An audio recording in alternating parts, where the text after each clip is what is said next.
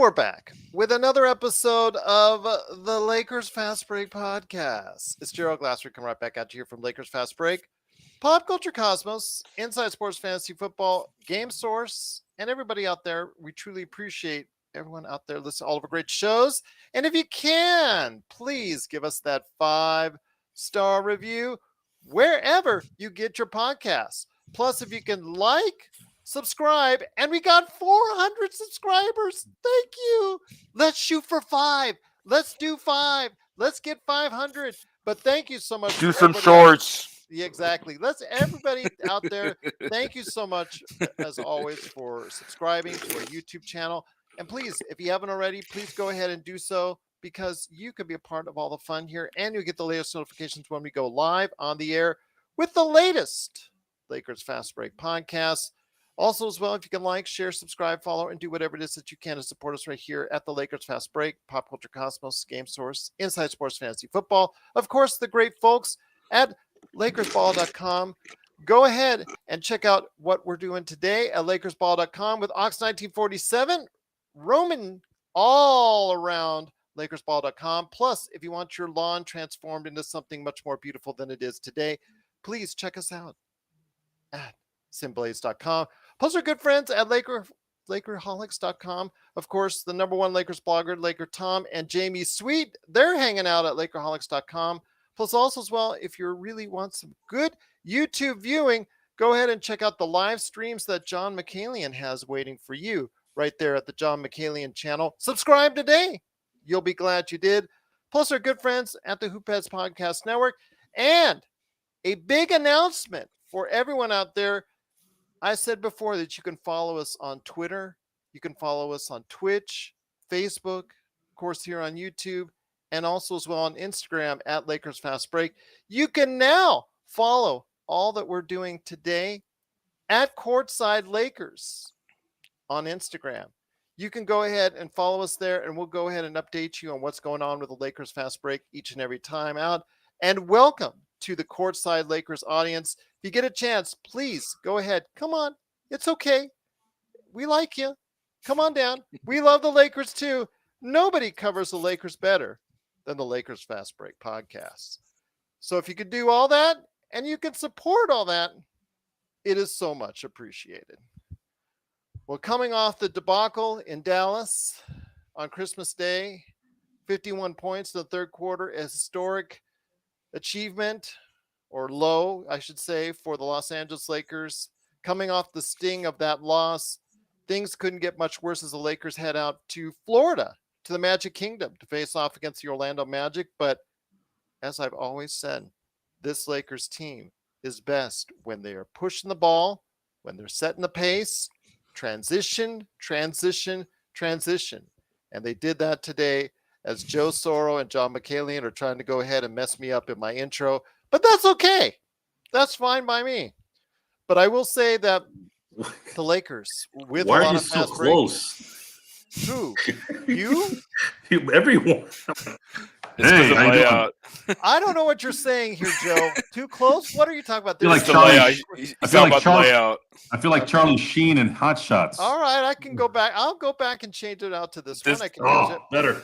Yeah, but Sean is getting messed up right there, so I'm going to have to go ahead and change a little bit. But the Lakers, with again, fast break, good, strong first half, 65-point, led by 10 at the half, and faced off against the Orlando Magic. And despite some okay play in the third quarter, they still got outscored by 1. But for us, that's a big improvement. No 50-pointers this time.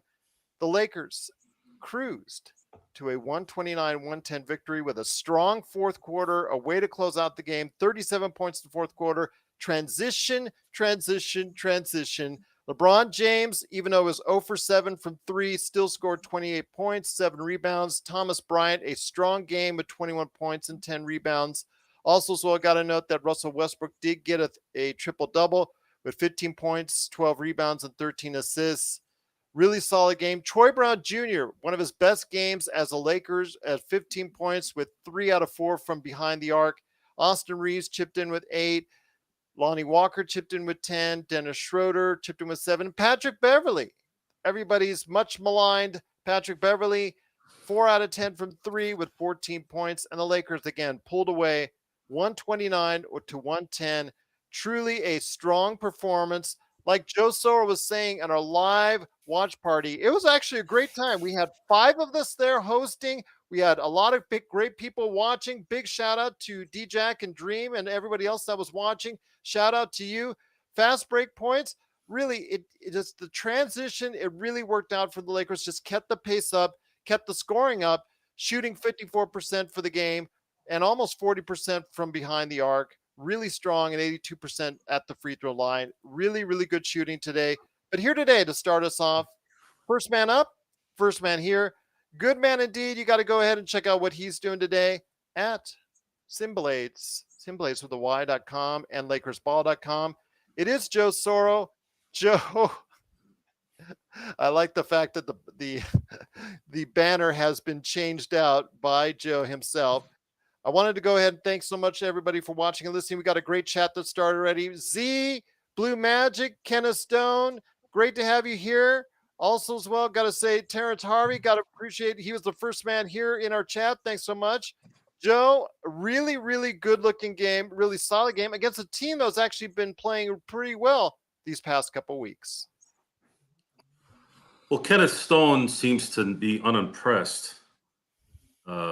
I'm sorry that I've infected Kenneth in the negatory category, but Kenneth, and that's such a great name to alert because it just spews just elegance. Kenneth, What's the frequency, Kenneth? Right? REM reference there. Mm-hmm. But I'm just saying.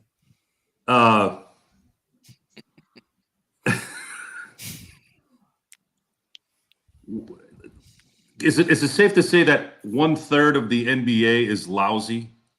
Yes. Okay. You're gonna play 25 of those games against lousy teams. Now, where this works is the Lakers had no issues for 48 minutes. There was never a spot in this game where you're like, oh my God, right? And they're in Orlando, and they're on the first leg of the Florida trip, which usually means they don't really do well there. It's too much jet lag. There's too much. It's in the middle of, New Year's and Christmas. And they went in there, and luckily it was Orlando who was drunk or hungover from eggnog. Lakers seem to be focused to play. And I guess that's probably why we're giggling and happy, because usually this is when they fold.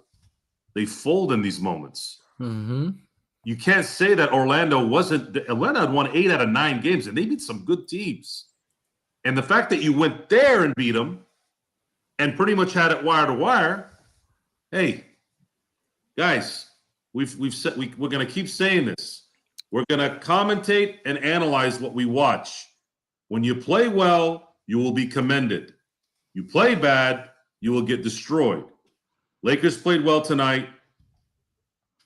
I don't know what happened to Orlando other than, the hangover, I'd say.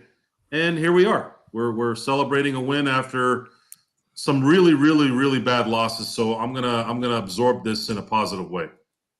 And that's the way you should, because again, this was a very strong outing, came after a bad performance, and really just, we need to take that in. I understand that Z and Kenneth Stone, they're not impressed by what went on today, but I'm taking anything out of any type of positive. I'm not trying to be Laker Tom positive, mind you, but I'm taking some good out of it. But here also today to go ahead and talk about today's game. Good man indeed. You got to go ahead and check out what he's doing today, right, for us here at the Lakers Fast Break. It's the madman from Toronto, the Magic Man. The guy just cannot get out of Toronto traffic, especially on Boxing Day. It is a good man indeed. It is the Magic Man, Sean Grice. Sean, great to have you here, my friend. Always appreciate everything that you do for us. You were great on the live watch party. Big shout out to Nick Molina, always for helping out with the live watch parties. So your thoughts Lakers after the debacle in Dallas, I'm taking it as a positive. I understand it's against Orlando. They're not world beaters, but they've been playing well. And when you beat a team playing well, to me, that counts for at least something. 100%, Gerald. And when I'm on with a league of extraordinary gentlemen, there has to be a consensus. So the consensus is that, a win's a win any way you can get it. And I will say this to Mr. Kenneth Stone, who I respect greatly. Yeah, welcome back the anytime, Lakers- Kenneth. Come on the show, man. The Lakers didn't allow Orlando a 30-point quarter. They held them under 30 points for all 4 quarters. Without Anthony Davis, there's nothing short of a small miracle. I don't care who you're playing. They should hang their hats on this win. It was a good win. They won wire to wire. They outplayed them. They shot better than them. They were plus 21 in the 3-point category. Orlando made 10. We made 17. They out-rebounded the Orlando Magic with a front court of Bol, Banchero, Wendell Carter. That's something to hang your hat on. Yeah, absolutely. They got a ton of big guys that they can throw at you 6'9" and taller. So it really makes sense for the Lakers to go ahead and, it's accomplishment that they held themselves on the board, especially the fact that they're one of the worst defensive rebounding teams in the NBA. So I think that's a credit to how they played with effort. I think they were embarrassed in Dallas, and I think it showed in today's game. But also here to go ahead and talk about today's game, good man indeed. You got to go ahead and check out his YouTube channel. Please subscribe today to the John Mikaelian channel. It is John Mikaelian. Great to have you here, my friend. Great to see you in the live watch party. Hint to everybody out there. We have watch parties that are really kicking ass lately. So hopefully everybody can go ahead and I said, yeah, well, I know. But John, Playback.tv/Lakers Fast Break. Yeah, exactly. Joe was just surprised I said ass on YouTube. But I will say that again, it's been really a fun time. We had a really great crowd today. But your thoughts on today's game? Do you take today's game as a positive? Honestly, no. I mean, Z and Kenneth, there you go. One for your side. I mean, I don't want to say they were supposed to win this game, but also they weren't supposed to lose to Dallas the way they did on Sunday. It's a win. A win is a win. So I'll take it. But at the same time, this is not something that they should say, "Hey, we're a good team now because we beat the Orlando Magic." Yeah, the Orlando, they've won the last 8 out of 9 games, but at the same time, they're not a veteran team. They're a young team that's still trying to find their way. But the Lakers have to put some wins together. And one of the things that we talked about during the stream, during the playback stream, was that that pissed me off was that AD was out there celebrating. He didn't look like a guy that had a foot injury, or at least not a guy that hasn't played for 2 weeks. So I don't know what's going on with AD. I don't know if Rob's trying to save him for the tail end of the season or for the playoffs, but we need to get him back out there. Maybe it's a something for the new year. I pledge to go ahead and lose weight for myself and for Rob Pelinka. I pledge to go ahead and play Anthony Davis in the new year. How about that? How about taking your face off a milk carton and yeah, show up. Yeah, exactly. Yami Swoot. Yami Swoot is in the house. Also, I misunderstood Sean. I thought he was like FBI is most wanted, but he means missing children. My bad. Right here. Yes. He and Rob Pelinka go out and commit serious crimes. Get yourself on a milk carton. But also here today to talk about today's game. Good man indeed. You got to catch him as Yami Swoot right there for his 5 things articles at Lakerholics.com. It is Jamie Sweet. Jamie, really solid game. Okay, the consensus here in the board on the panel is 3-1 that the Lakers can take at least something positive out of today's game. Our chat room with Z, Kenneth Stone, and others saying that, they're really not putting any stock into today's game. I think there should, at least it's positive. Again, John said it, even though he was against us, that, hey, the win streak has to start somewhere. Will it start with this? I don't know. We're gonna have to come out with a really great game plan. Suns AD against Miami Tomorrow. Tomorrow. I guess that LeBron got some fourth quarter rest the last minute and 50 seconds there, or whatever that ended up being. So that's clutch. I listen. Head out to the beach for that one. Well, I mean, I will say this: even though it's tomorrow, there is no travel. Right? They're taking a bus tomorrow down to Miami or a quick flight or whatever they're going to do from Orlando to Miami. And that's fine.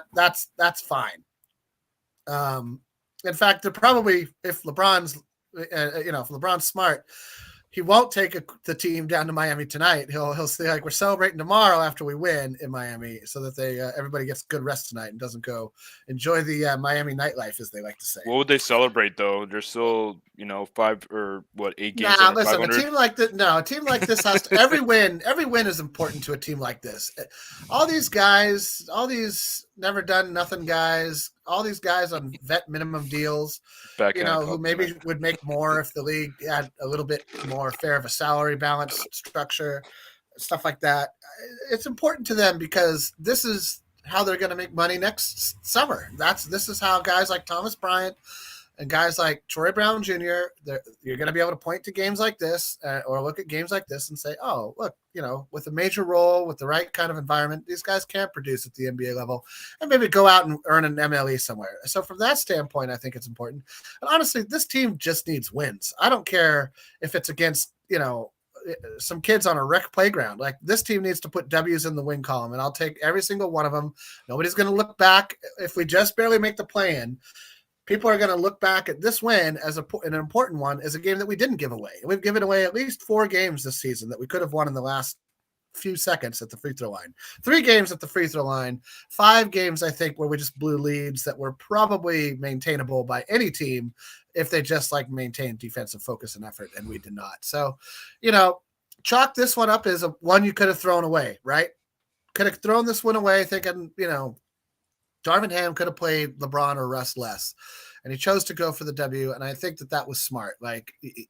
This team, for some reason, this whole season has played like a team that has a cushion or has some sort of secret stash of wins that they're going to unveil at the end of the season and be like, but you didn't think we had 5 more wins, did we? And it's going to make, no, you didn't have any more wins than the ones you won.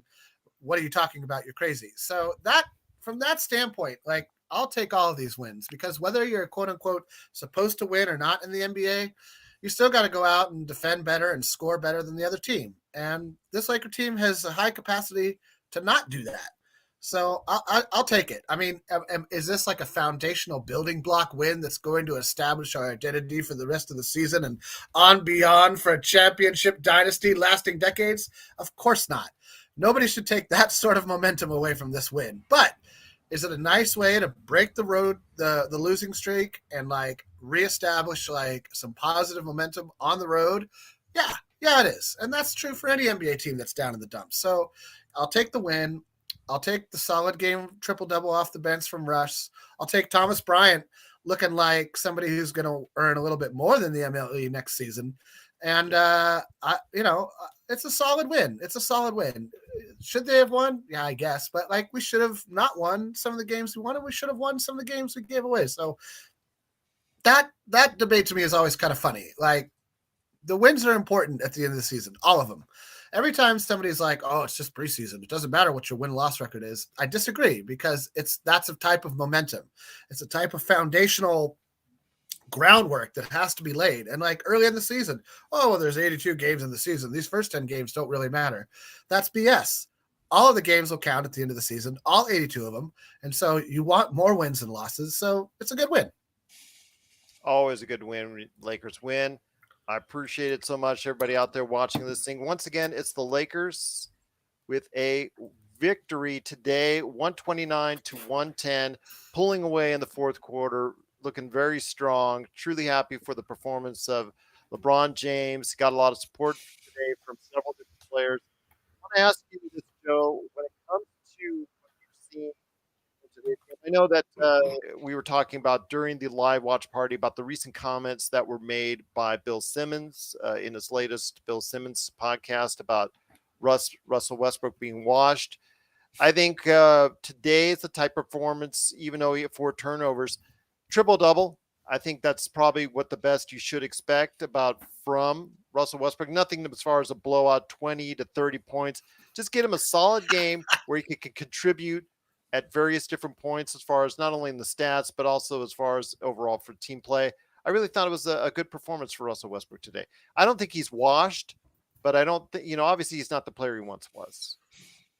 That just seems like generic commentating. What is that supposed to solve by him saying he's washed and he's not better than he was? The issue with Russell Westbrook is not about him not being as good as he was 5 years ago. Mm-hmm. The issue is in-game decision making, and those bad decisions are done. They shouldn't be done, I should say, for a veteran player. It's not like he's trying to get past the guy and he can't anymore. He's making bad decisions that aren't forced in a lot of ways.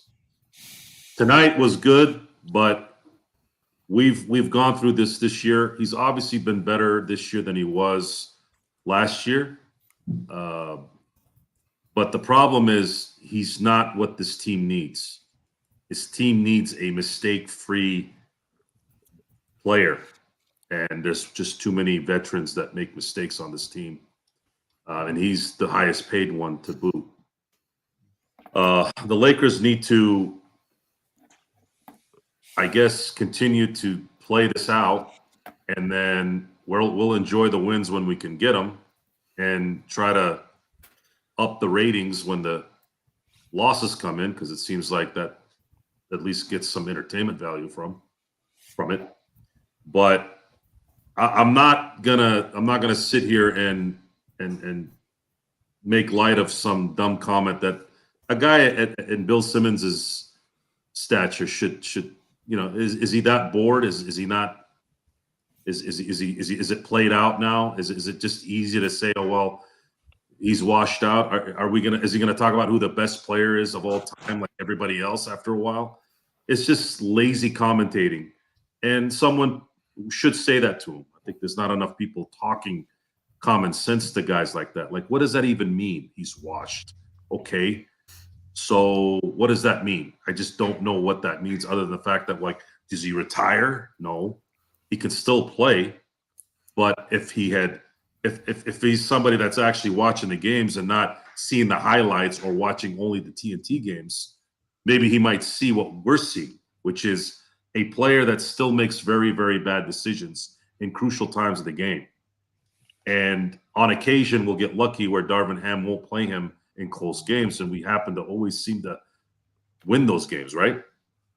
If you're talking in those details, now I know you're watching the game. Now I know you're paying attention. Instead, you get on and you're like, he's washed. Oh, okay. What's next? Michael Jordan's retired? Michael Jordan's not as good as he was in 1998? Yeah, probably, because he's in his mid-50s. It's just a waste of air at this point.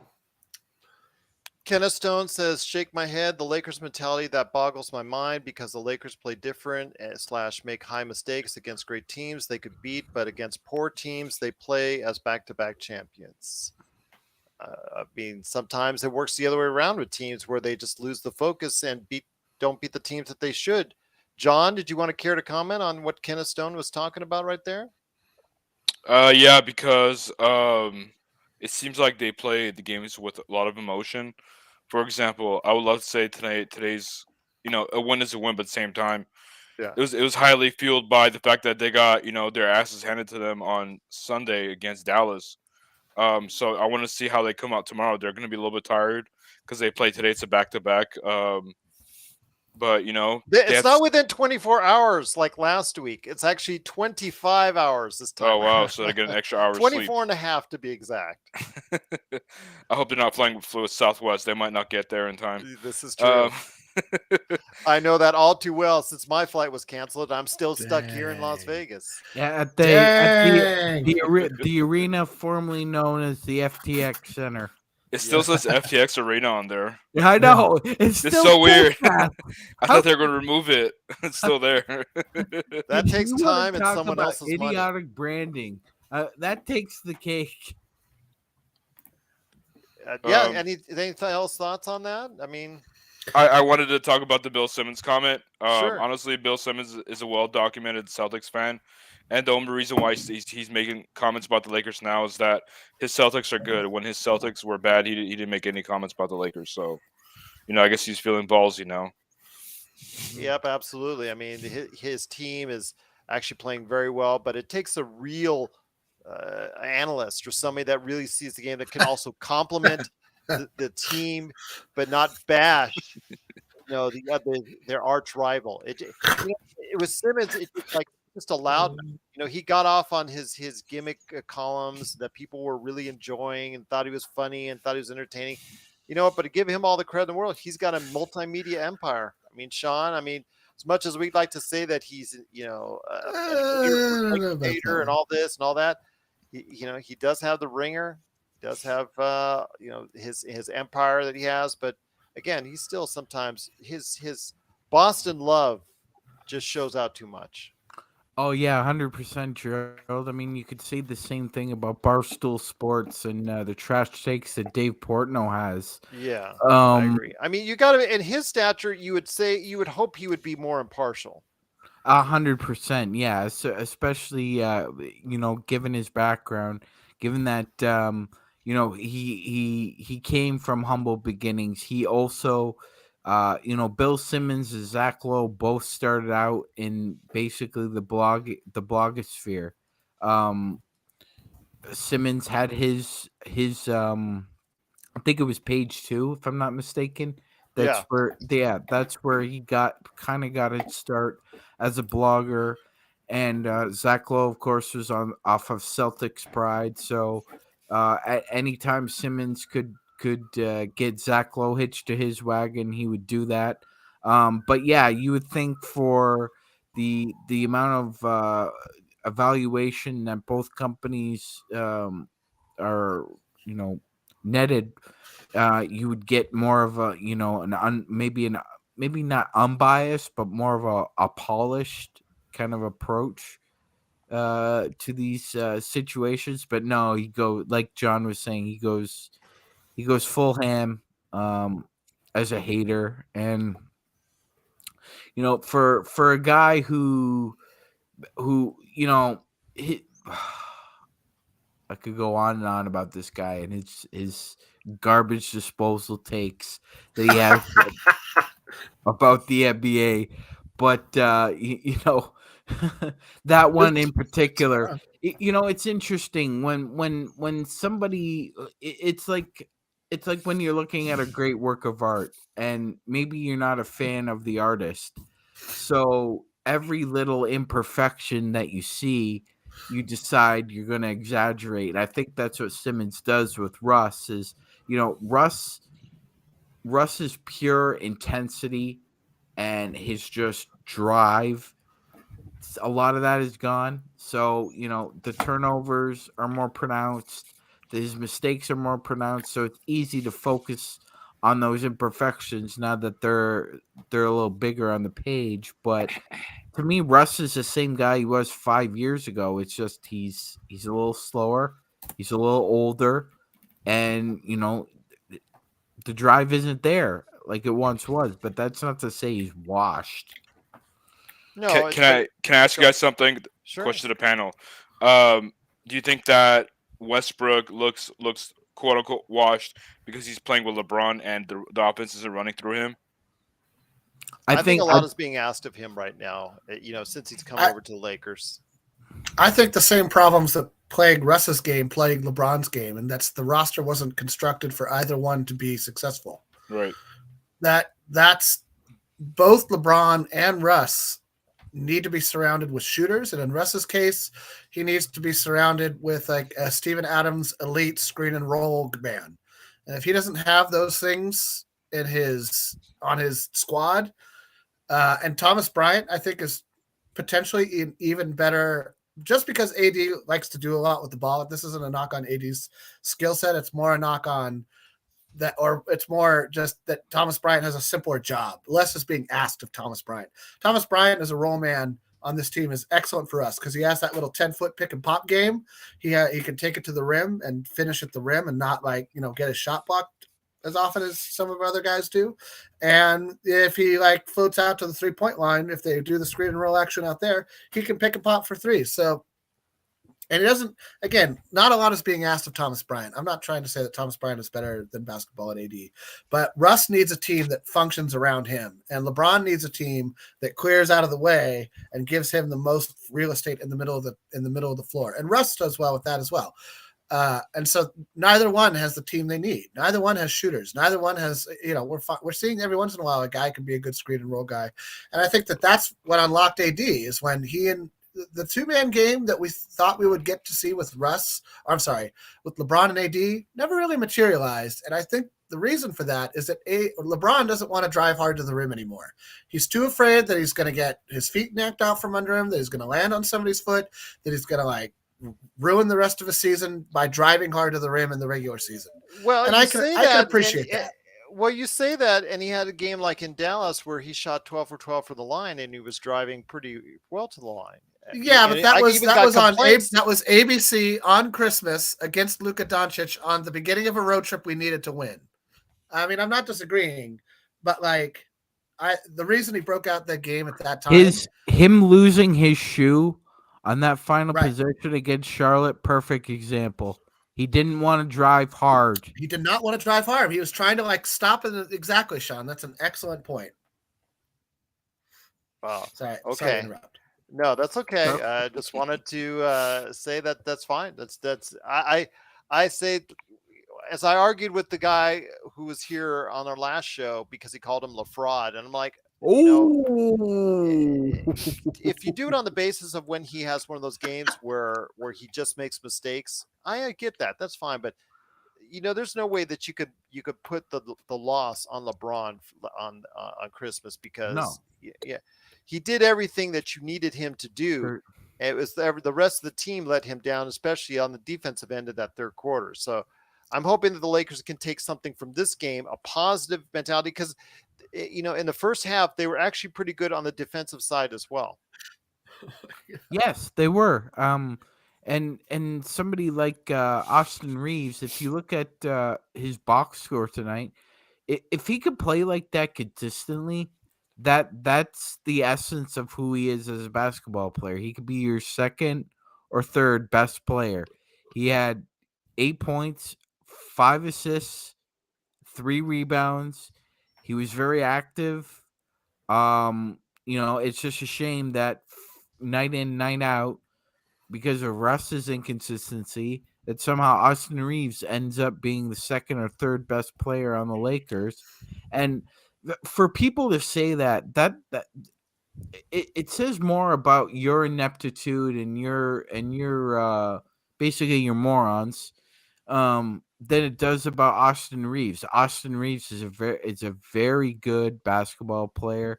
He needs a little bit more seasoning, but that's exactly the kind of a player you want to have on your franchise. He's smart. He normally makes the right decisions. He's as efficient as he tries to be. If he's not shooting or scoring, he tries to rebound a lot harder or play defense a lot harder.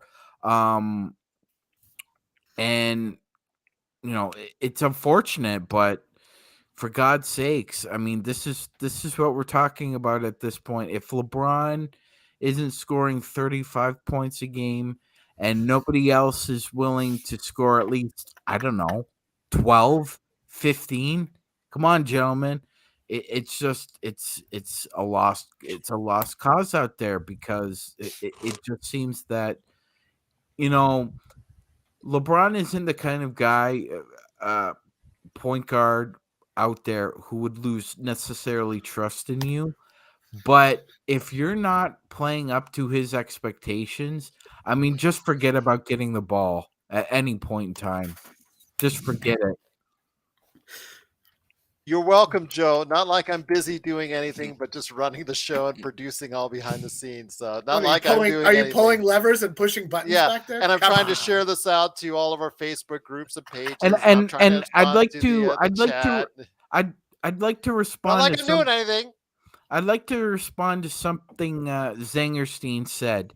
He Go ahead, was my friend. he basically said that, you know, Pelinka once said it is a guards league, and that's true. He did I say want to that. strangle him.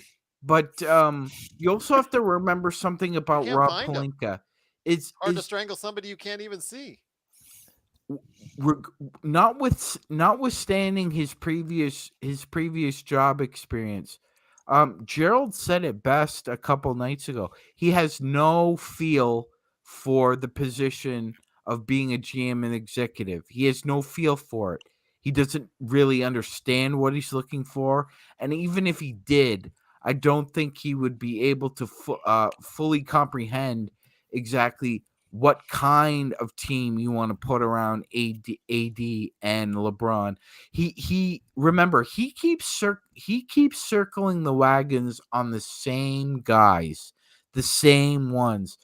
Before we even did the trade, there was talk that we were going to get Buddy Hield from the Kings, and we're gonna trade Harold and KCP.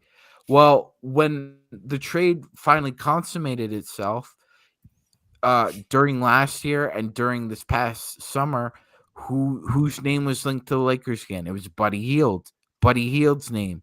Miles Turner was linked to the Lakers before the Rush trade. His name is linked again.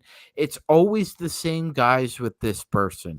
Either players he's had a previous relationship with as an agent, or who he scouted necessarily. But it's nobody. It's you rarely hear about a talent that he hasn't been either peripherally attached to or directly attached to. So this man just has.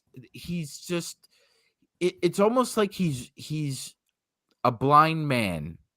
Well, Among let me just say this, Sean. Let me just say this, because Kenneth Stone said in the chat that we should be respectful because he had Kobe as his client, and I'm not. This is not who he was working with as an agent. This is based on his talent evaluations since the bubble, since the Lakers won the championship.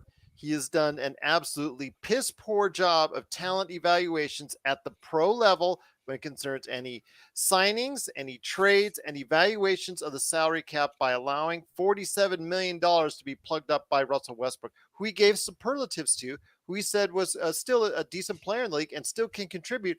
But for $47 million plugging up your salary cap, it really makes quite a difference. So it kind of gets me the wrong way. Kenneth, we love you, man. We love having you part of the show, and we understand he will always be part of that Kobe part of his life, and we get that part, and we always respect him for that part. But he's the GM and the president of basketball operations. This is a completely different thing that we're talking about.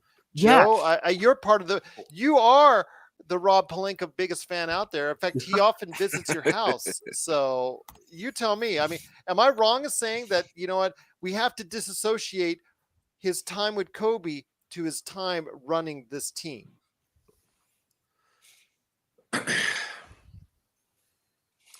I don't. That relationship with Kobe it's always going to puzzle me. My only explanation is Rob Pelinka was the ultimate ass kisser. He was around. I didn't hear you. Can you say that again? Yeah, ass. Just the theme tonight is ass. Might as well put it in there. I really believe. I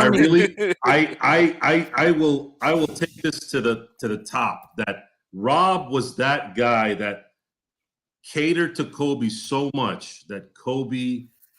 I'm not saying he got tricked, but he was just so accommodating and so full of Nike. The most charming people in the world can be the most hypnotic. And maybe Kobe knew he was full of But he's like, you know what? Sometimes you got to get a sleazeball in there somewhere. That happens sometimes. It's true. Sometimes you need that sleaze guy. Kenneth says this is blasphemy. Oh, And no. what happened? He says that this is blasphemy. There are no sacred cows on this show. What? We're appreciative of his time working with Kobe and helping him maintain his contract and his life with the Lakers. But yeah, this is based off of Rob Pelinka. Yeah. Now the GM. Yeah, he's done a horrible job. Maybe Kenneth is joking. I hope Is it the manus from above thing? With the blasphemy. Yeah, we're not trying to take the piss out of Rob's relationship with Kobe. It's taking the piss out of what he's done to our team. That's what this situation is. When you got 85% of the roster already tied, I mean the salary cap already tied up in 3 players, it makes it hard to make those kind of adjustments. Yes. Yeah, but who chose to do? Who ultimately chose to do that? And then who also didn't push back on the owner to spend more after that and to build the proper team around those 3 guys? Okay, let's just for a second absolve Rob Pelinka completely of the Russell Westbrook trade and say it's not your fault. It's not your fault. It's LeBron's fault. It's not your fault. It's not your fault.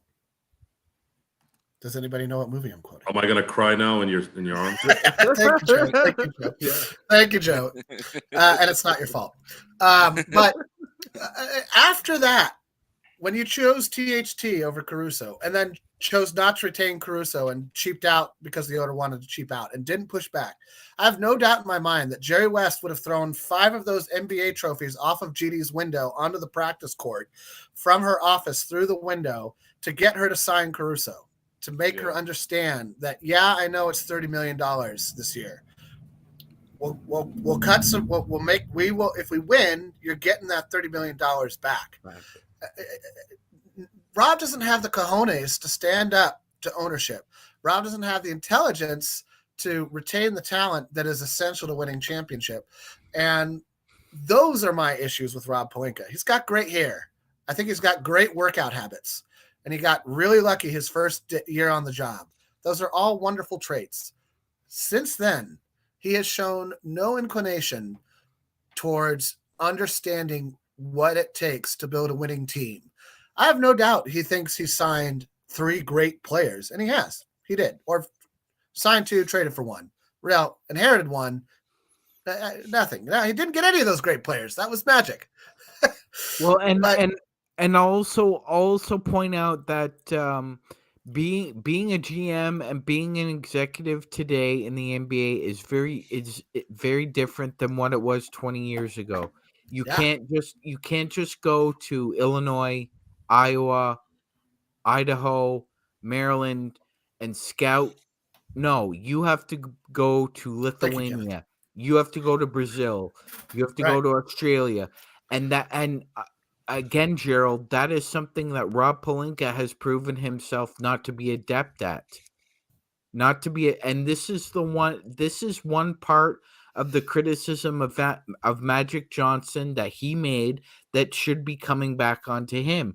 He was the one who was saying that Irvin wasn't the one at the office at 9 a.m. or Irvin would leave early or Irvin didn't do this. And well, what are you doing, Rob? You're not out in front of this. You're not traveling to the FIBA World Championships.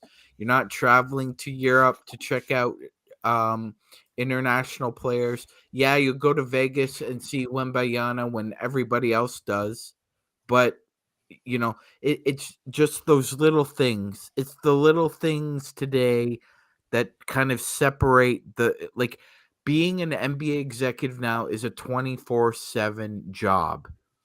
There are no breaks anymore. It's not like it was 25 years ago. Well, because the league, they want to go in and stress that they're a 10, 11-month league where it's so active for virtually the entire year. John, I mean, of course, this always ends up being lately a front office bashing session, as we've done for many weeks now. I mean, if somebody wants to come on the show and defend the front office, they're more than welcome to. I invite them. I encourage them to come on this. But when you see the results are there on the court. The results are there, have been there as far as declining values, declining returns since the Lakers won in the bubble. Are we wrong in saying this, that it should be an organizational problem and it starts at the very top? No, we're absolutely right. One thing I wanted to kind of piggyback off of what Sean said. The Lakers have a scouting department, and they've done really well. So, Travis will let them win in overseas and all that stuff to do scouting. It'll be nice, but I don't really.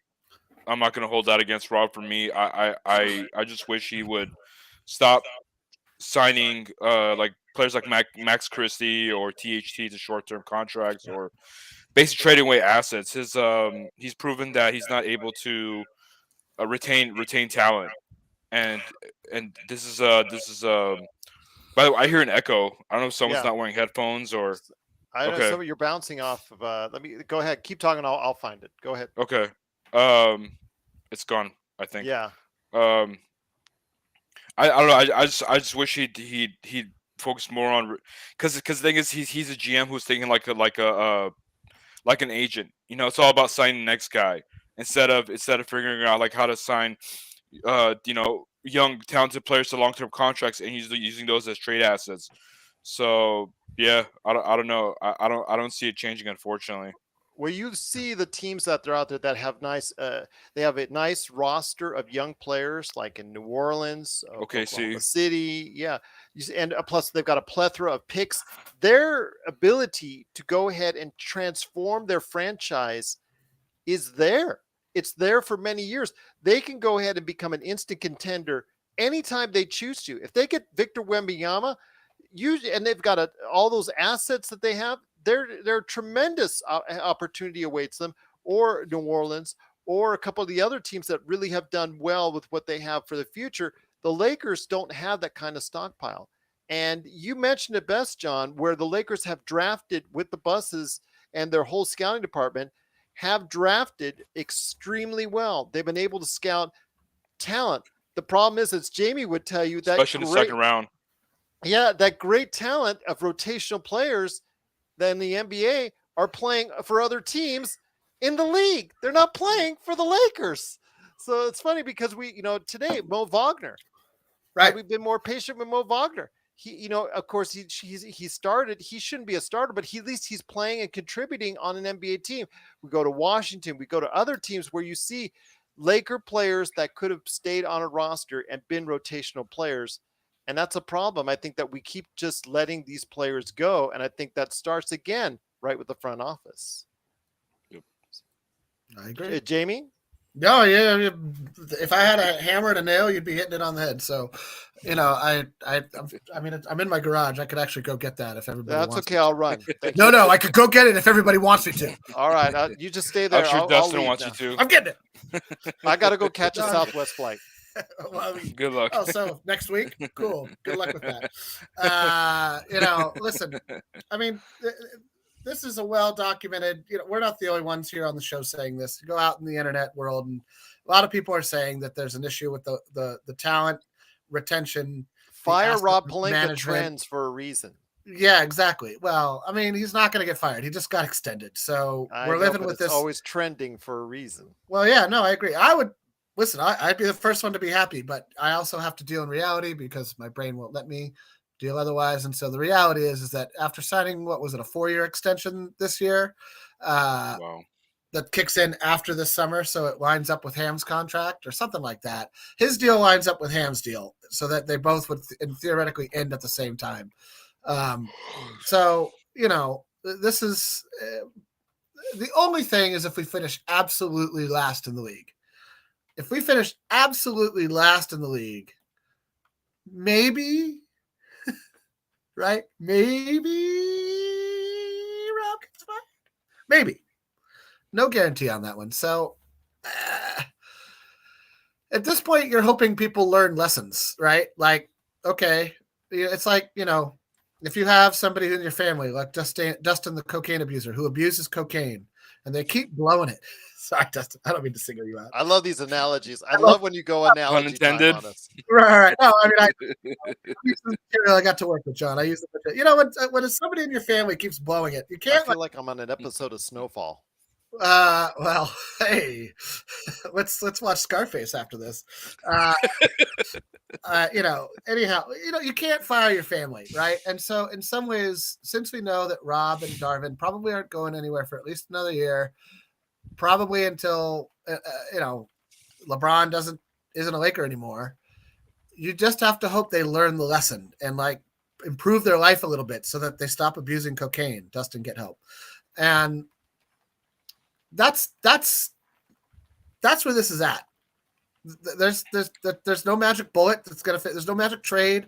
There's nothing that's gonna flip the prospects of this team around in one or two moves. This is gonna be a managing this season right, however poorly it ends up, managing this season correctly, and then managing the summer correctly. And if we nail both of these, I think we get back to where we were about when we won the championship. But I personally don't expect that to happen. So that means you're in for, after this season, likely another season of pretty mediocre basketball.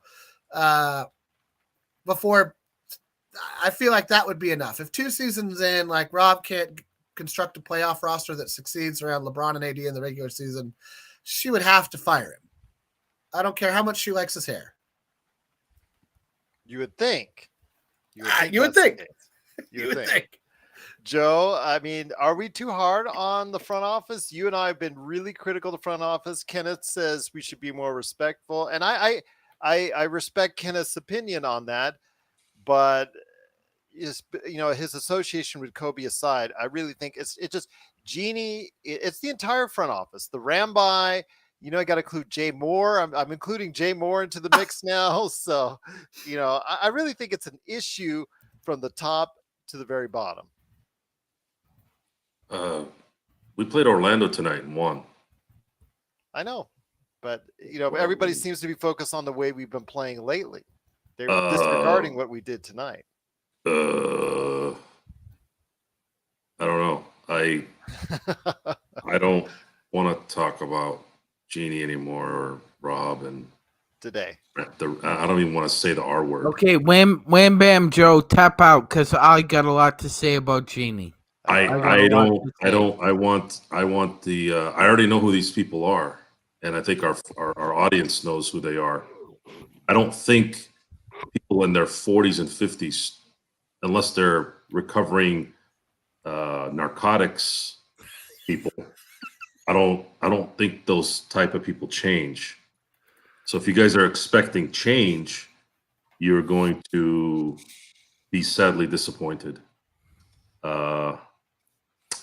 This is how these guys have operated. They've been successful doing it. We're the casualties of the bad decisions because we lose out on LeBron's. Every game that we butcher is one less game the LeBron era can go into a title contender. And of course, every injury that AD has eliminates that as well. There was no margin of error, and these guys did not factor that in any way. And they're obsessed with the future, and I don't know why.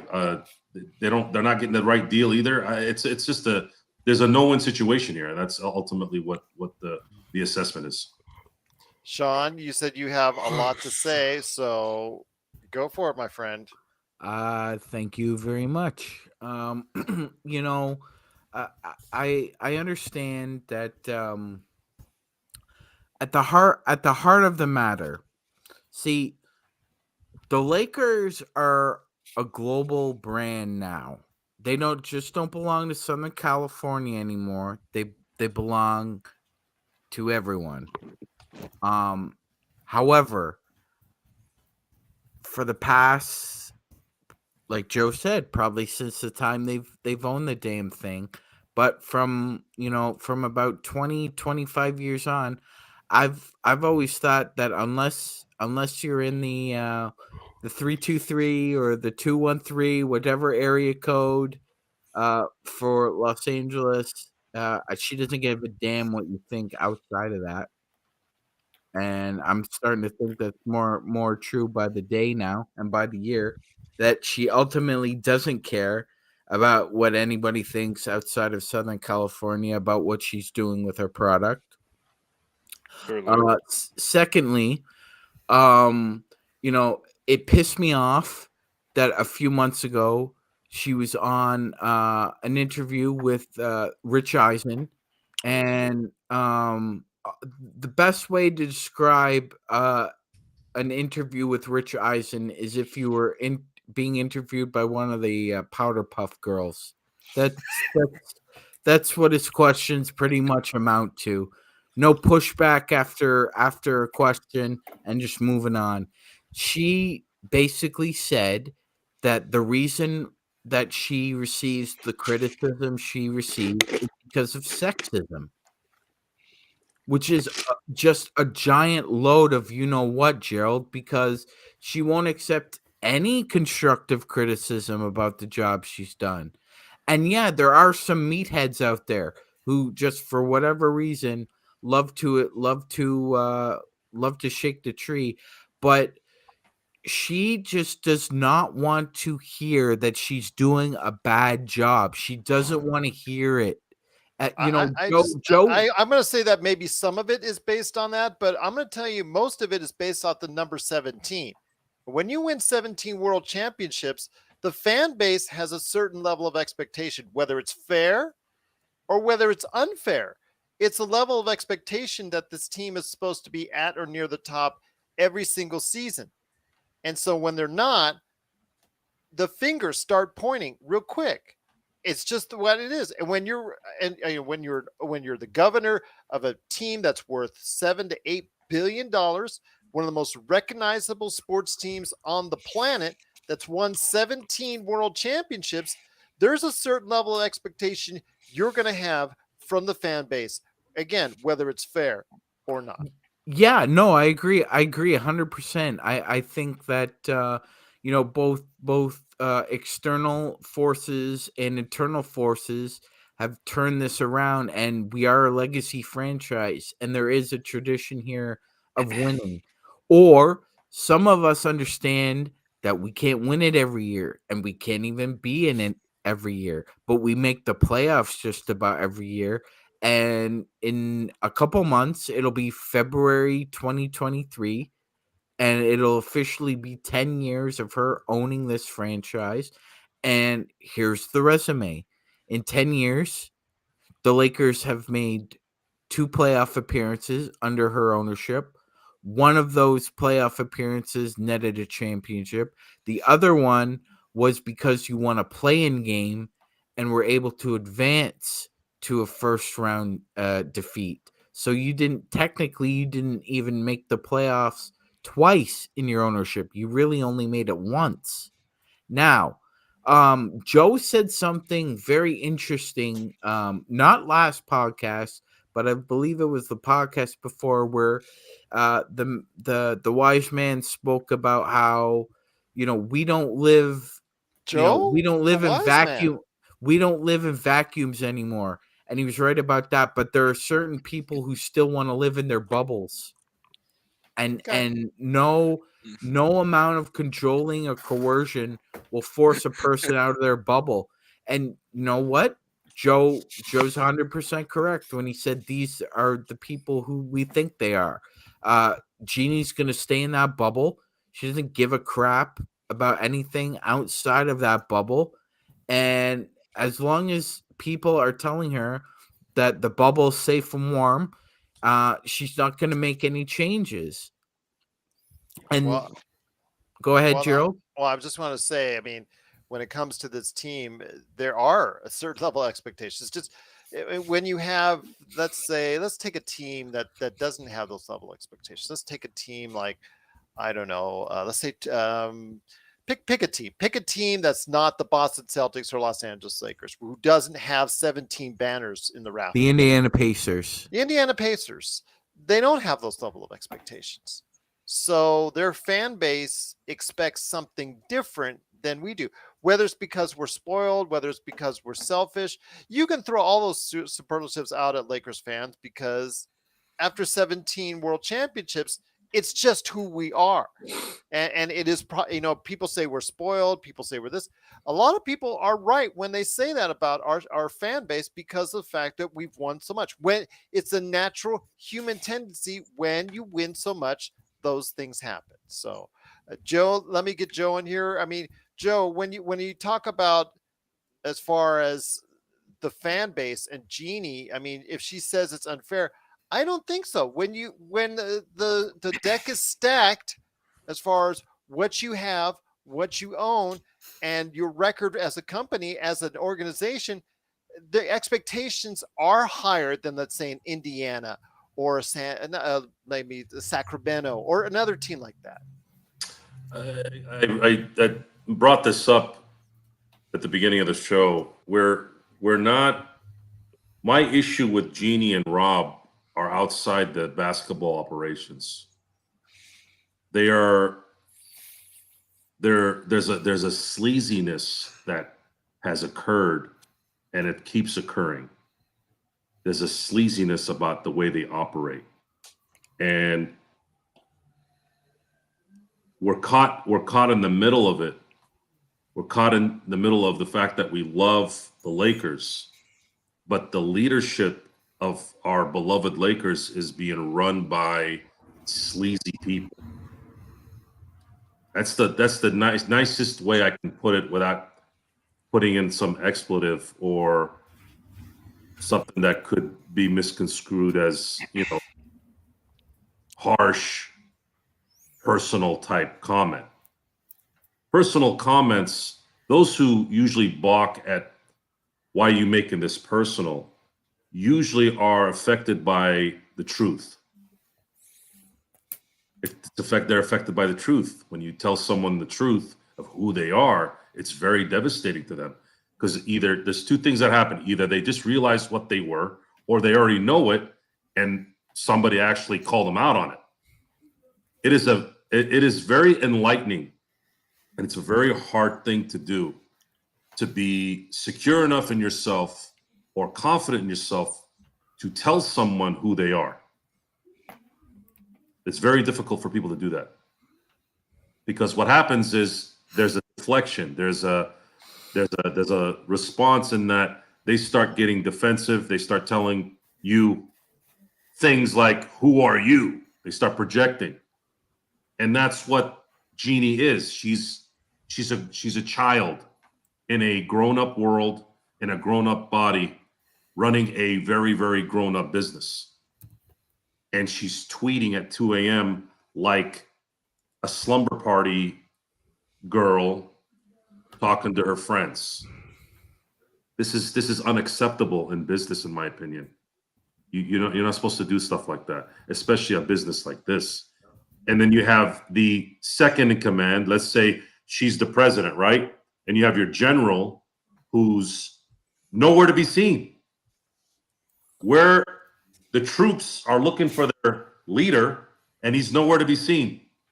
You have your lieutenant, your sergeants, and then you have your soldiers on the court. Where's the general? He's hiding somewhere because he's worried about being booed when they have that stupid kiss cam on the Titantron, right?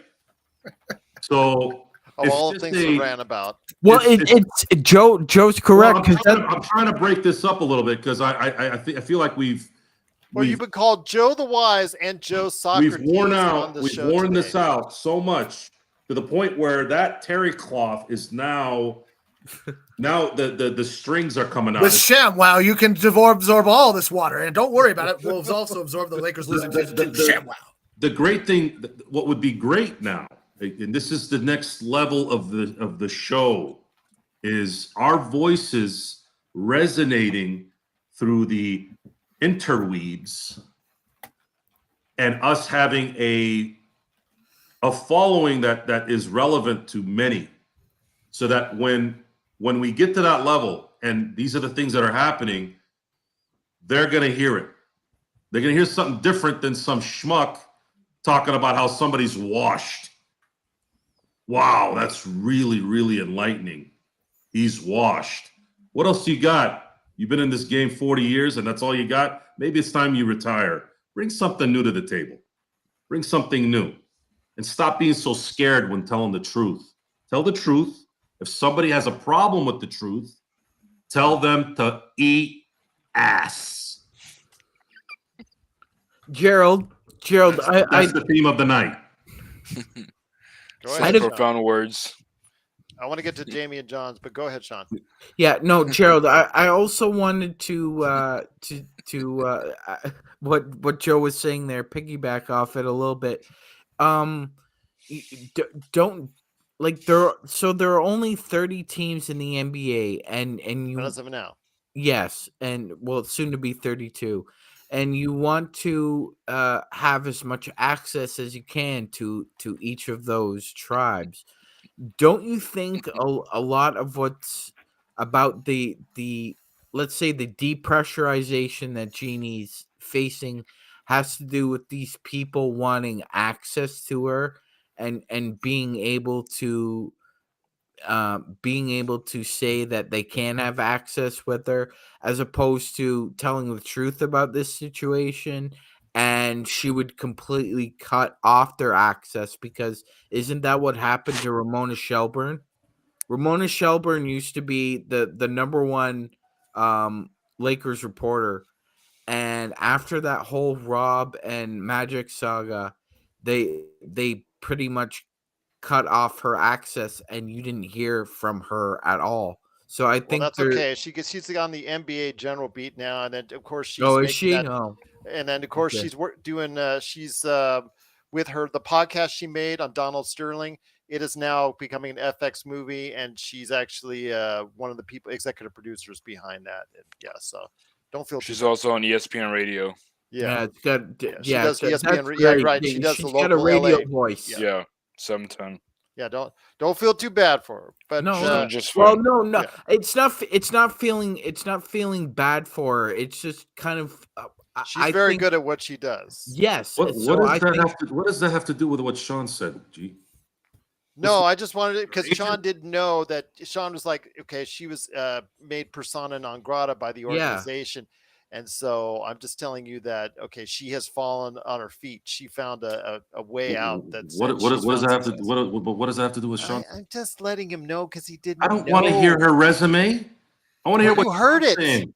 It's He's made a bad. point. You heard it. I can He bring made it a up on point. LinkedIn. Hold on a second. He made a very good point that you guys, it went through your heads. Okay, he said that because look what happened when Ramona said something that Jeanie didn't like.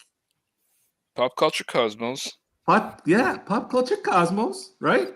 yeah, she asked for a pass back. Ramona's married and she has 10 kids and I'm just letting him know because she's base jumping. I'm like, what does that have to do with what he's saying? Listen, Aristotle. Okay, I'm letting you know. All right, Socrates. Yes, we know that if you're in a position of confidence within the Lakers organization and you say something different, it's like all these organizations. They'll make you persona non grata real quickly. Okay. Yeah, I think more, and just springboarding off of that, but more to the point is when they talk about her, okay, when people like Shannon Sharp, Skip Bayless, Stephen A. Smith, Bill Simmons, I could go on and on. Whenever they talk about Jeanie Buss, Gerald, they say the following.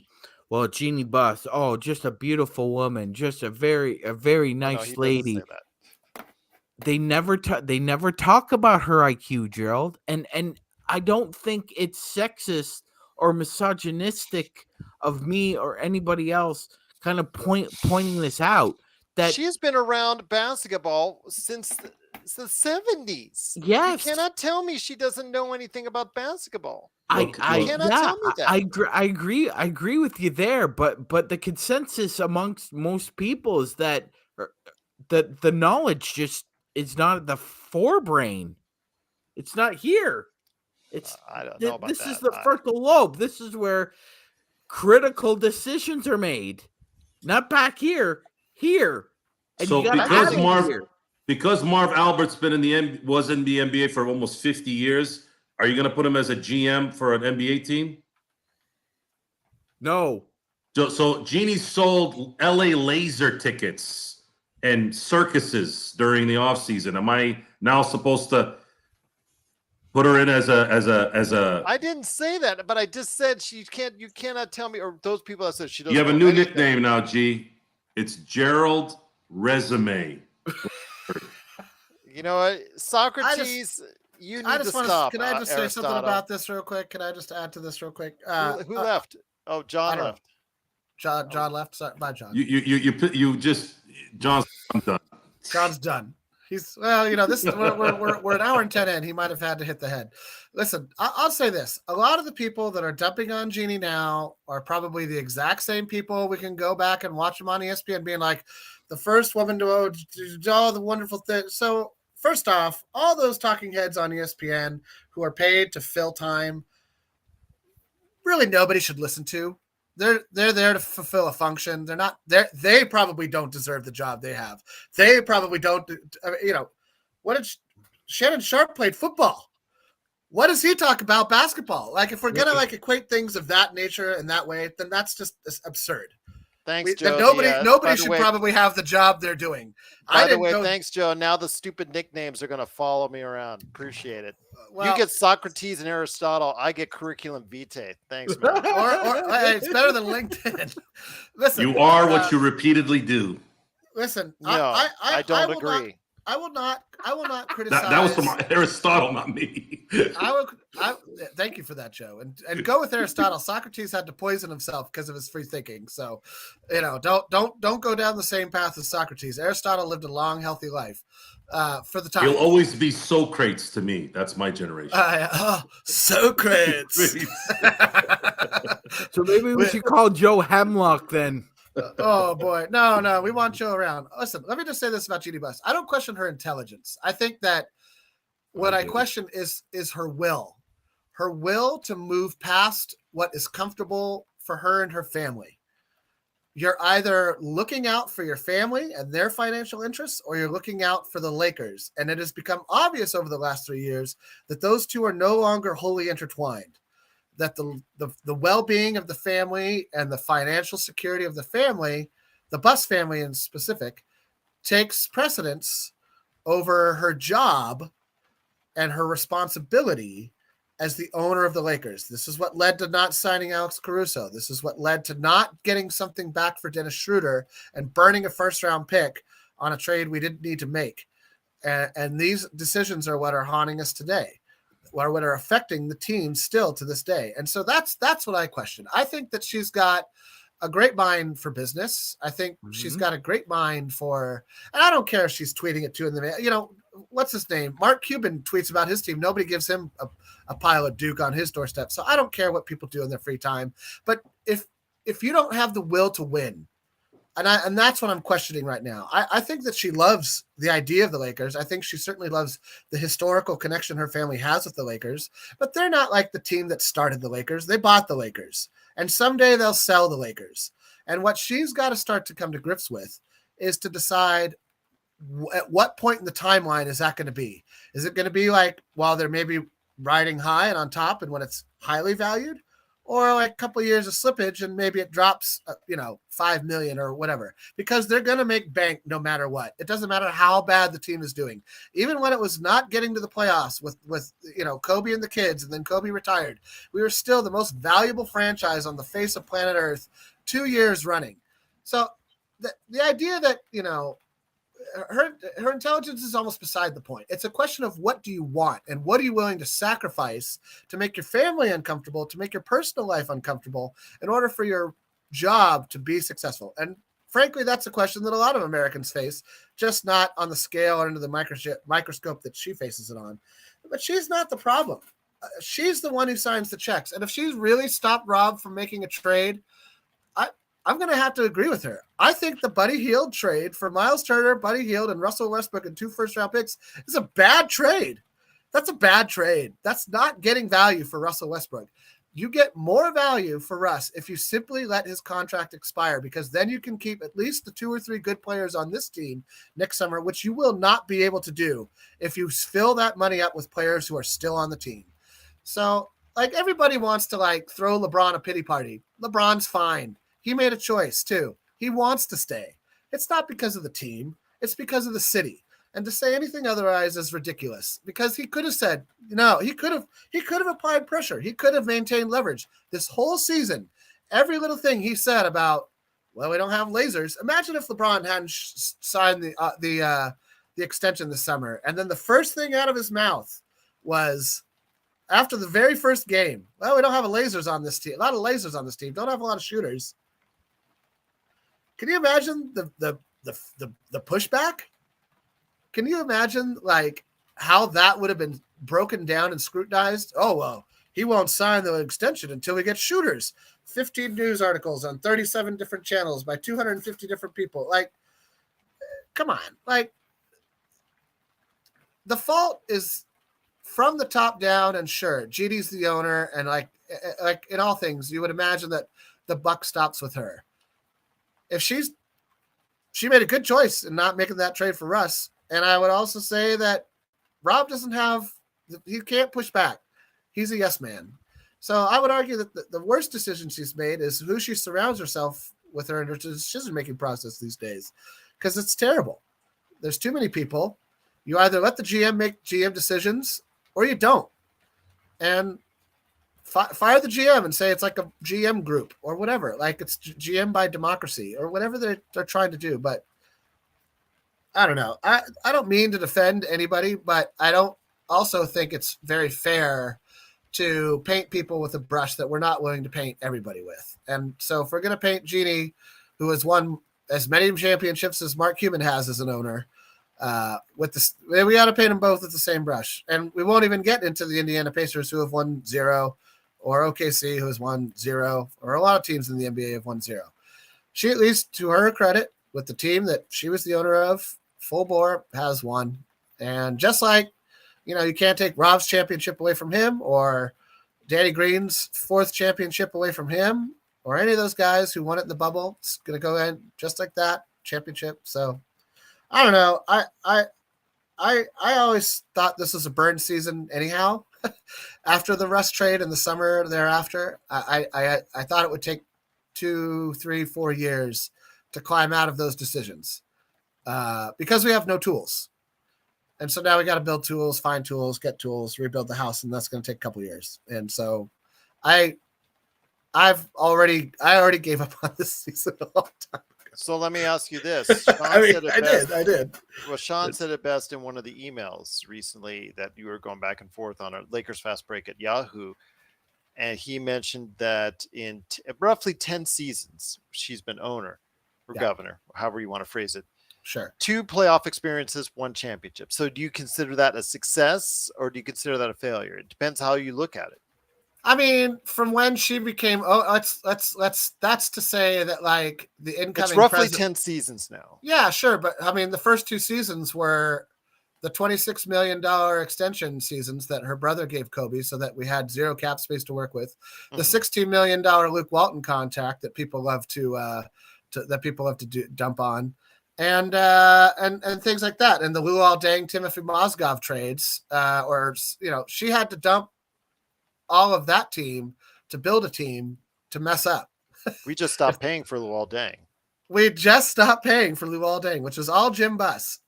Now, if you want to say the Buss family and paint the Buss family with that big broad stroke, I'm all right with that, but I think that like a successful president like a president that comes in after a terrible president, the first 2 or 3 years of your job is just cleaning up the mess the other president left. And you can argue that's true of pretty much every president, that somewhere, either in America or on planet Earth, one president leaves a mess for another. And so you have to make it how you have to clean up the house and repaint the house and rebuild the house. Where I do fault her is for allowing a championship roster to be dismantled over 2 seasons. And that's everybody's fault. That's Rob's fault for thinking it was a good idea and bringing it to her. It's the Rambis' fault for at least a majority of them, one would assume, signing off on it. And now evidently we can blame the younger brothers too, because they're in on this whole shebang. So, and I don't know, maybe there's a van, Don't forget Jay Moore. Yeah, and don't forget Jay Moore, and don't forget who lives in a van down by the river. I'm quite certain of. So this is where we're getting, and this is my problem, right? And this is where I think maybe like the ivory tower concept does come into play a little bit, because if you have to insulate yourself with a small group of people to feel like you can do your job, you just need to cut away some of that fat. You need to streamline this process. And if you're wrong, you're wrong, and it's you who you see who to blame, what to fix, how to repair something. But what I don't think is that, I mean, I'll never question anybody who can run a business the size of the Lakers' intelligence. I just question her will to spend and compete at the level other owners are willing to spend and compete at in these modern times. You can't live like it was the 90s and you could spend a large amount of money and not really get a punitive luxury tax. Like you're not building a team in that era anymore. You have to adapt. Just like a coach who loves old school post basketball either has to not get a job or adapt to the 3-point line being a featured weapon. So, if you don't adapt, you die. And, I know Joe's a businessman who runs his own business, and I'm pretty sure that he's had to adapt a few times over the years to varying conditions. And let's see what the Lakers can do to adapt. Right now, I just don't have a lot of confidence in any of them. I wouldn't want any of those people who are in the front office now to be in charge should she leave. So, or who are we replacing Rob with? A bus kid? Like, I don't know. There's a whole bunch of problems, and they start and end with that whole room of decision makers, and they need to pull their heads out of their ass. Yes, as so the episode has gone.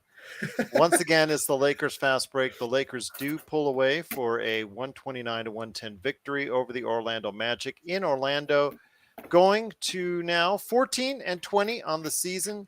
The Lakers look to go to 15-20 tomorrow in Miami. We don't know the status yet of LeBron. LeBron's words to Mike Trudell after today's game and after today's performance, where he was 28 points but 0 for 7 for 3. I'm playing the second night of a back-to-back at Miami tomorrow. His quote, "I'll know tomorrow when I get up." So we don't know the status of LeBron. We'll try to keep informed, keep in tune with Twitter at Lakers Fast Break, where I go ahead and we'll update the status of who is playing and who is not tomorrow in Miami. Joe, any thoughts on today's game? Final thoughts, or maybe tomorrow on the prospect of what we could do back-to-back? Let's say we do win back-to-back. That the episode, besides the word ass, started also as well with the prospect of people not being encouraged at all or being impressed with today's victory. If they were to go tomorrow and win back-to-back with or without LeBron, would that be something at least a little bit of maybe that would be kind of impressive to you? Well, they're not winning the game tomorrow unless LeBron's playing. So I'm hoping LeBron plays. If LeBron doesn't play, then we go back to this team is not really taking this seriously anymore. You don't have no room for error anymore. You have to play, and if you're not going to play to win games like this, then I don't see any point in showing up to do anything. What's that going to accomplish? They need to get to 500 soon to have a shot at doing anything. You're talking about a team that's 13th in a conference of 15. You're 3 slots below the damn play-in. Where are you? What you're going to start winning games in droves in January? Is that your plan? Are you going to win 5 games in a row when you do the Grammy trip? Or are you going to start playing basketball after the All-Star game? What's the mentality here? You don't have that kind of team. AD is not a player that's going to come back and then he's going to finish the year off. No, this isn't Shaq taking 15 games off during the year, and then all of a sudden, as soon as he shows up in February, I'm not worried about this team. That team is only one. That was a one-off. That Kobe Shaq team is the only team I ever saw that could turn it off and turn it on whenever they want. The 90s Bulls never turned it off. They were on 100%. The Spurs were the Spurs. The LeBron Miami teams, it was LeBron in his prime. Golden State, they didn't turn anything off. They were winning 60 games, 70 games. Only one team, only one dynasty, only one era of phenomenal basketball that I see a team turn it off and turn it on. So if you think you're going to be able to turn it on with this team, you guys are not even going to make the play-in. So make sure you guys back up what you say. See, if you pay attention like I do, don't do this, and then all of a sudden I find out you're doing this where it matters. LeBron better play tomorrow. He better play the whole Florida trip. Otherwise, we're going to get on tomorrow night and probably be talking about a loss. Which wouldn't be good. I do know Gary was asking about the official status for Jimmy Butler. He is listed officially at this time as questionable. I know he didn't play last night's game, but I have a feeling if LeBron plays, he will play.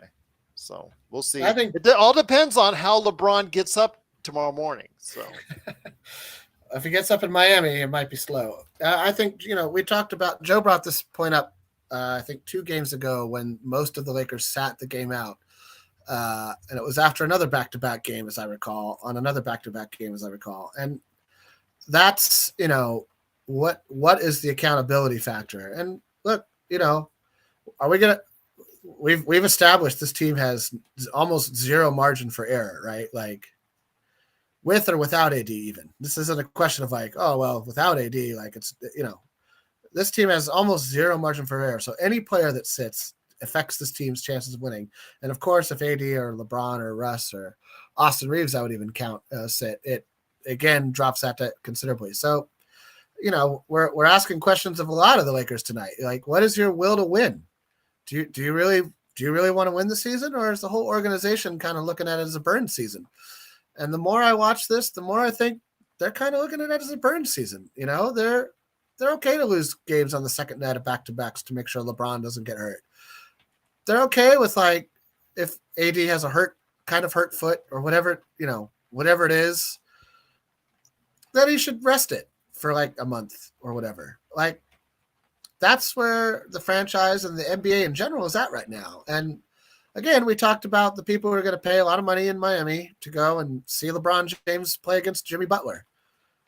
And what are those people going to do when LeBron is like too sore to play? And like, listen, I've never been a 38-year-old or soon to be 38-year-old chasing a historic NBA record and trying to like win basketball games. So I can't imagine how he feels, but I do know what it's like to feel ripped off. And I would feel ripped off if I was a Miami Heat fan and saved up my coins and dollars to go see one game next season.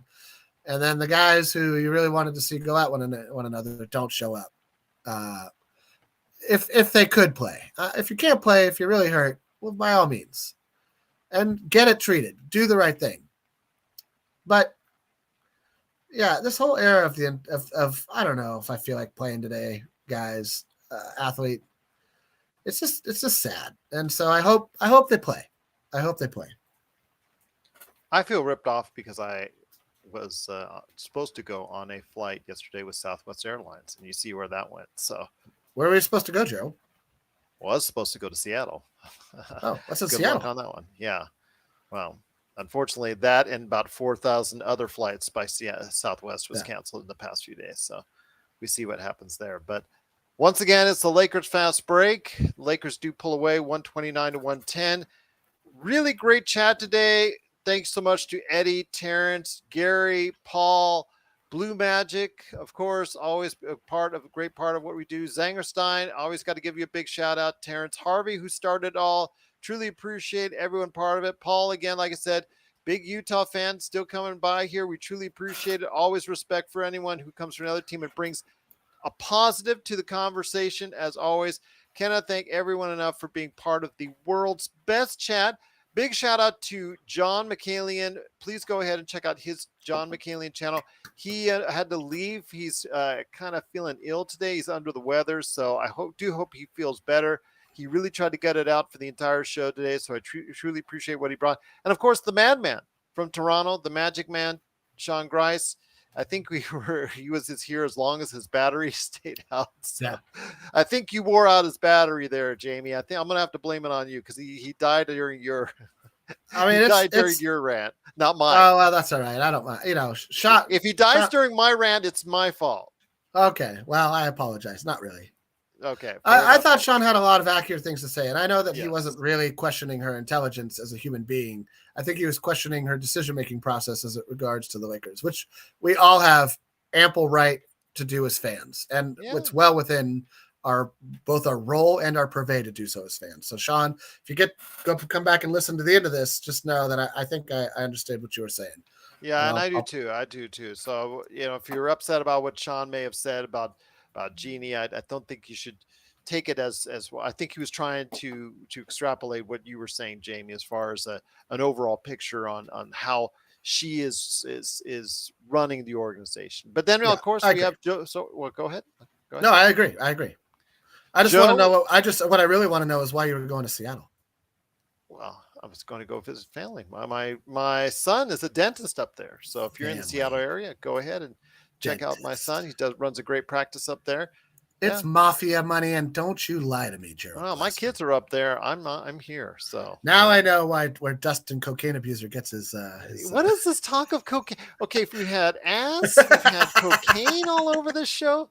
My gosh, what are we doing to America's youth by listening to the show? Socrates, like America Aristotle can blame us for what happened to its earth, its youth. No, that's true. That's true. Socrates, Aristotle, can you go ahead and share some wisdom since you're the wise man before we head on out? Hemlock Abuser 22 says, sorry, go ahead, Joe. You're on mute. Wise man, you're on mute. The crowd is telling you that. The crowd is telling you that. Okay. No, I didn't call myself Aristotle. So, well, you were called Aristotle. You were called Socrates. You were called. I was called Socrates, but Aristotle is probably more accurate because, again, famous quote by Shaquille O'Neal. You are what you repeatedly do. The big Aristotle, right? You remember that, right? After you won the MVP. Yep.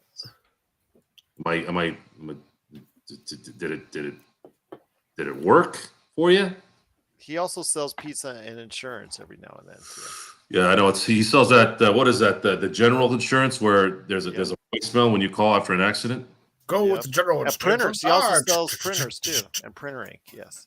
So what was your question? Smart. What was your He's question? Very smart. Do you have anything wise to close it out with? Yes. You. Come Why? on, Aristotle. Well, to play off of what Gary A just said, I don't know. I might lose it depending on how play out tomorrow. LeBron doesn't play tomorrow. It's not good. No, I know. He's not going to play tomorrow. Good. I'll bet $5 right now. Anyway. You're conceding a loss. You conceding. It's like, okay, we're going to lose this game. What is this? We're not 20-14. We're 14. You're getting paid 40. I'm sorry. I understand you're 38, but no, I know. But he's gonna sit it out. Yeah, you're getting paid $40 million, buddy. You better be showing up. I don't know what's going on here. I'm not. Am I being unreasonable here? No. Well, the Lakers we had a whole show about this point like 2 games ago. Like that was Joe. No. Jamie, the AD is here. He's going to be on the court. Oh wait, he's not on the court. That's right. He's hurt. Nobody's going to be on the court. Like they're going to sit Reeves. They're going to sit. I think they're going to sit. Yeah. What is this sitting down? This is nonsense. The fact that Westbrook sat the Phoenix game was hilarious. This guy never misses games. Why did he? Oh well, he sat down. Remember, he sat down 2 games last week. He sat out 2 games so far this season. Well, I mean, at this point, it's just going to be entertainment for the year. Other than that, there's no substance at that point. I'm not taking the team seriously if they're not willing to play. Well, let's see if Joe loses it tomorrow, if LeBron plays. It is dependent, as he said on Twitter, or he actually said to Mike Trudell, Lakers reporter, it depends how he feels when he gets out of bed tomorrow morning. So Lakers fans better hope that he does feel good and does feel spry when he gets out of bed tomorrow. Jamie is spreading the incense there. Once again, we thank you for watching and listening. It's been absolutely a fantastic chat right there for you. The world's best Lakers chat room is right here at the Lakers Fast Break. Once again, the Lakers do win 129-110, and we'll be back tomorrow. Remember our live watch party. The game starts at 4:30 Pacific, 7:30 Eastern, right there for you. So go ahead and check us out. As John Mikaelian said earlier, of course, playback.tv/Lakers Fast Break. And right there after, of course, YouTube, Facebook, Twitch. We're on a whole number of places. Twitter. We're going ahead and streaming live to Twitter as well. Right there for you at anywhere you can get Lakers Fast Break. Want to go ahead and thanks so much again, Courtside Lakers on Instagram. We are now, as far as helping out on that Instagram channel, you can also follow us at Lakers Fast Break on Instagram, but we are actually going to be posting stuff on Courtside Lakers as well. So want to thank Henry, who I'm hoping will be able to join us very soon from Courtside Lakers right here in our chats. He wants to go ahead and join the party. And I was like, well, Aristotle, Socrates, Joe Soro's here. Are you sure you really want to? He said, yes, he's all up for it. So there you go. Absolutely. So hopefully we'll be able to go ahead and have another voice in the mix right here very soon. And again, thanks so much to Courtside Lakers on Instagram for allowing us access to their great bevy of fans out there, and hopefully they will join us for more great episodes. Will Joe Soro get mad tomorrow? Will he lose it? Gary A is going to tune in. Hopefully you will as well. It is the Lakers Fast Break. We'll be back tomorrow night after the game, after our live watch party with the Lakers against Miami. And we'll be here, right here, of course here, according to Aristotle, right here at the Lakers Fast Break podcast. Have a great evening, everyone. Thanks for watching. Be safe. And don't fly